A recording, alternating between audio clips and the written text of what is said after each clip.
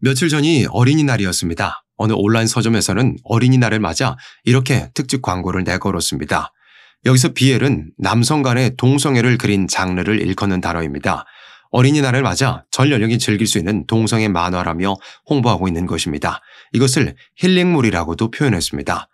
광고 하단에는 수많은 BL 만화 이북이 나열되어 있고 해당 만화의 리뷰나 평점은 수십에서 수천회까지 이릅니다.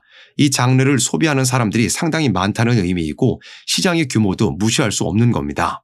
해당 사이트뿐만 아니라 웹툰, 만화가 게시되는 대형 포털 사이트들에도 BL물은 어렵지 않게 찾아볼 수 있습니다. 네이버 웹툰에는 관련 창작물이 2만여 개에 이르고 카카오 웹툰에서 연재하던 BL물은 오디오 드라마화되기도 했습니다. 우리나라에서 만들어진 BL물은 일본이나 태국 등 해외로 수출되기도 합니다. 이와 같은 현상은 젊은 청소년, 청년들에게 동성애에 대한 그릇된 인식을 심어줄 염려가 있습니다. 동성애자들은 동성애라는 행위로 인해서 많은 피해를 겪고 있습니다. 에이즈뿐만 아니라 여러 가지 질병으로 인해서 각종 위험에 노출되어 있습니다. 때문에 동성애자의 평균 수명은 일반인에 비해 약 25년 정도 짧아집니다. 동성애의 폐해는 동성애자에게 뿐만 아니라 일반인들에게도 미칩니다. 미국의 경우 에이즈가 먼저 남성 동성애자들 사이에서 확산되고 이후 양성애자들을 통해 일반인에게까지 확산되는 양상을 보이고 있습니다. 우리나라는 신규 에이즈 감염자 수가 증가하고 있으며 남성들뿐만 아니라 여성들 사이에서도 꾸준히 증가하고 있어서 일반인들에게까지 확산될 위기에 놓여 있습니다. 청소년도 예외는 아닙니다. 또한 에이즈 치료 비용과 부대 비용은 전액 세금으로 지원합니다. 2003년 에이즈 감염인이 2천여 명이었을 당시 에이즈로 인한 사회적 비용은 3조 700억으로 추산되었습니다. 지금 에이즈 감염자 수는 만여 명 이상으로 증가했습니다. 주로 동성 성행위를 통해 확산되는 에이즈를 위한 사회적 비용이 급격하게 증가하고 있습니다. 이렇게 동성애는 개인뿐만 아니라 타인과 사회에도 큰 피해를 주고 있습니다. 그러나 청소년과 청년들이 동성애의 폐해에 대해서 올바로 접하는 것은 쉽지 않습니다. 인권보도준칙이라는 것이 있어서 언론에서 동성애를 에이즈 등 특정 질환과 연결짓지 못하도록 합니다.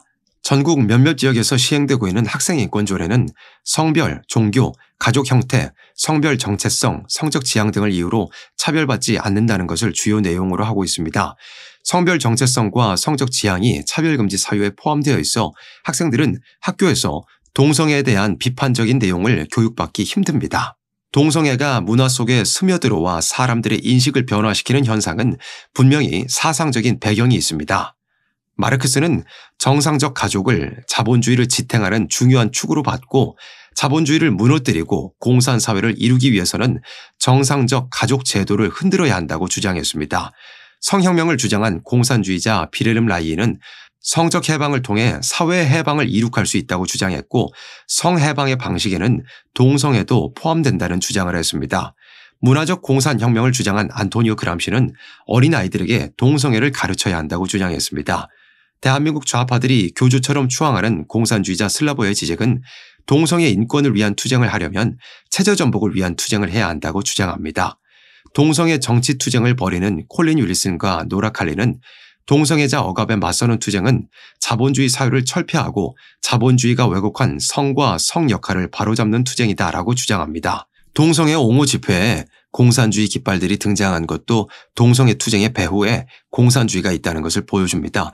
공산주의는 동성애를 수단으로 하여 자신의 최대적인 기독교의 진리를 공격하고 성소수자들의 인권을 보호한다는 명목으로 건전한 비판과 토론마저 혐오로 규정하여 차단하며 모든 사람에게 동성애를 지지하고 수용하도록 해서 독재적인 사회를 만들기 위해서 시도하고 있습니다.